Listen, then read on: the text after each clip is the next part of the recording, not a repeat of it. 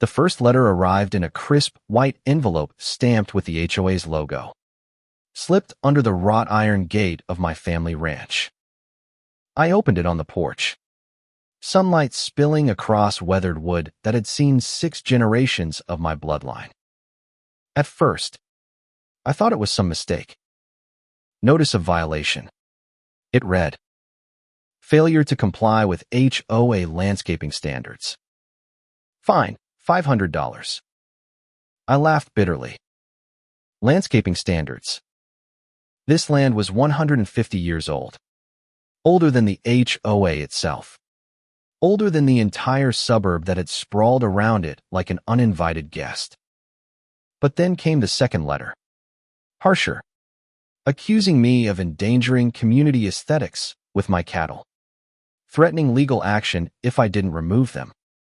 By the third letter, the words turned bold. Almost menacing. Final warning. Noncompliance may result in foreclosure proceedings. That was when I realized this wasn't a mistake. It was a power grab. They wanted my ranch. The last piece of untamed land standing between their manicured cul-de-sacs and the open horizon. And leading the charge was Karen, a self-proclaimed queen of the HOA. She was heavy-set, with that permanent scowl etched into her face, waddling across her lawn like a warlord surveying territory.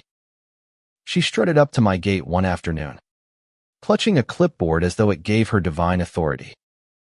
You can't keep livestock here, she barked. It lowers property values. This isn't a farm. It's a neighborhood. We have rules. I stared at her, half amused, half furious. This is a ranch, Karen. It was a ranch before your HOA existed, before your streets were paved, before your rules were ever dreamed up. My great-great-grandfather built this with his bare hands after fighting in the Civil War. You don't get to erase history with a fine. But Karen only smirked, waving her clipboard like a sword. Watch me, she said. We'll bury you in legal fees. You'll either comply or you'll sell. Either way, this land will be ours. The arrogance of her words made my blood boil. But I didn't show it. Instead, I leaned against the gate and smiled. Be careful what you wish for. She didn't know, and I wasn't about to tell her yet. Because while she thought she held all the cards, I had one ace she could never imagine. The letters escalated. Threats of foreclosure. Demands for thousands in back dues to an HOA I had never joined. They even sent an inspector, one of Karen's cronies, who tried to photograph my barn without permission. I caught him trespassing and ran him off with a few choice words and the sight of my grandfather's old shotgun hanging in the window. The neighbors watched, whispering. Some pitied me. Others feared Karen too much to speak. But I stayed silent, building my case, waiting for the right moment. That moment came sooner than expected. One evening, as I rode back from checking the north pasture, I found Karen herself standing in my driveway, flanked by 2 HOA board members. She shoved a thick envelope into my chest. This is it, she snapped. Foreclosure papers. You're done. My fists clenched, but I forced a smile. I opened the envelope, scanning the bogus legal jargon. It was laughable. They thought they could take 150 years of sweat and history with a few forged documents and scare tactics. I looked Karen dead in the eyes. You really don't know who you're messing with, do you? She rolled her eyes. A washed-up cowboy clinging to dirt. Please. We're the HOA. We own this community. That was when I dropped the first truth bomb. You don't own anything, I said quietly. Not even your own bank. The words hit her like a slap. Confusion flickered in her eyes, then quickly turned to anger. What the hell are you talking about? She demanded. I pulled out my phone and showed her the deed. 2 years ago, I had bought controlling interest in the local community bank, the same one that held the HOA's accounts, loans, and reserve funds. They had no idea the rancher they were trying to bury was the man signing off on their mortgages. Her face went pale. Her jaw slack. The board members behind her exchanged nervous glances. "You're bluffing," she hissed. But I saw the doubt gnawing at her. I leaned in, my voice low and steady. "Try to foreclose on me again, and I'll call in every loan tied to your board. Try to find me again, and I'll freeze your accounts. You've been trying to bury me with paper, but I own the paper mill." Karen's fury boiled over. She shrieked, waving her clipboard, spittle flying. "This isn't fair. You can't do this. I'm protecting property values." But the neighbors had gathered by then, drawn by the shouting.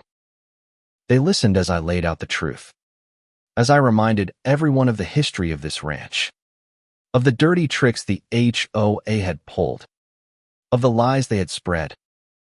And then I told them about the bank, how their HOA president was nothing more than a puppet dancing on strings I now held. Gasps rippled through the crowd. Someone laughed. Another clapped. And suddenly, the balance of power shifted. Karen's empire cracked that day. She screamed threats, promised lawsuits, but her voice sounded hollow against the truth. The board backed away, muttering excuses, leaving her standing alone, red-faced and trembling. For the first time, the neighbors weren't afraid of her. They were laughing at her. Karen's clipboard trembled in her hands as the laughter of neighbors echoed around her.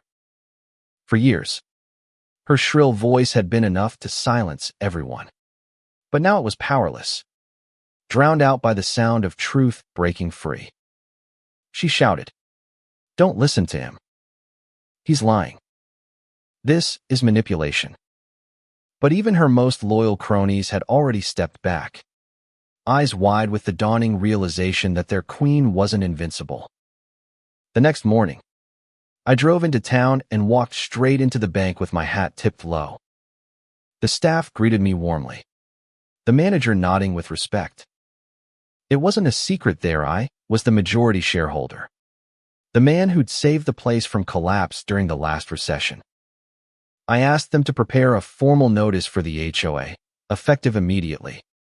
Their accounts would be subject to stricter oversight due to misuse of funds. Within hours, the letter landed on Karen's desk. She must have gone ballistic, because by evening, my phone lit up with messages from neighbors saying she'd stormed through the neighborhood in tears, wailing that I had stolen her power. But I hadn't stolen anything. I had simply reclaimed what she had no right to hold. The showdown came at the next HOA meeting, which was packed tighter than a church on Easter Sunday. People who had never spoken up before now filled the chairs, arms crossed, waiting to see the tyrant topple. Karen waddled in late, her hair frazzled, clutching a thick stack of papers. She tried to bark her way into control, slamming the gavel, but the board members ignored her. Then I stood, pulling out the deed to my ranch and the documents showing my ownership of the bank. Gasps rippled through the room as I laid the papers on the table. "You tried to take my home," I said, my voice steady. "But this ranch is older than your HOA. And when you threatened me with foreclosure, you forgot one thing: I hold the deed to the bank that owns you."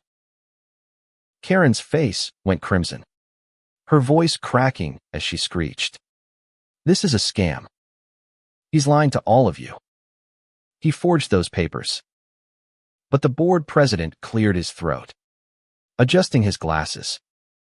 "We verified them this afternoon," he announced. "It's true. The bank is under his control." The room erupted. Some neighbors cheered outright. Others slammed their hands on the tables in approval. Karen's voice, Once the hammer that beat everyone down was drowned out completely, then came the twist none of us expected. A frail old man rose from the back of the room. It was Mr. Caldwell, 92 years old, one of the last surviving residents from before the suburb even existed. His voice trembled but carried weight. "I remember when this ranch was the only thing here," he said. "I watched the HOA rise, watched them bully good people out of their homes. And I'll tell you now, the rancher speaks the truth. This land is sacred. And Karen, you've dishonored all of us with your greed." The silence that followed was heavier than stone. Karen's mouth opened, then shut again. She had no answer for him, no weapon to strike with. For the first time in her life, she was defenseless. The board voted unanimously that night to strip her of her position. Fines she had imposed illegally were nullified. Harassment complaints were reopened. And as part of the investigation, financial records surfaced showing that Karen had been funneling HOA dues into private accounts, masking them as beautification projects that never happened. The irony was almost too perfect. She had tried to accuse me of noncompliance, while she herself had been stealing from the very people she claimed to protect. The fallout was swift and merciless.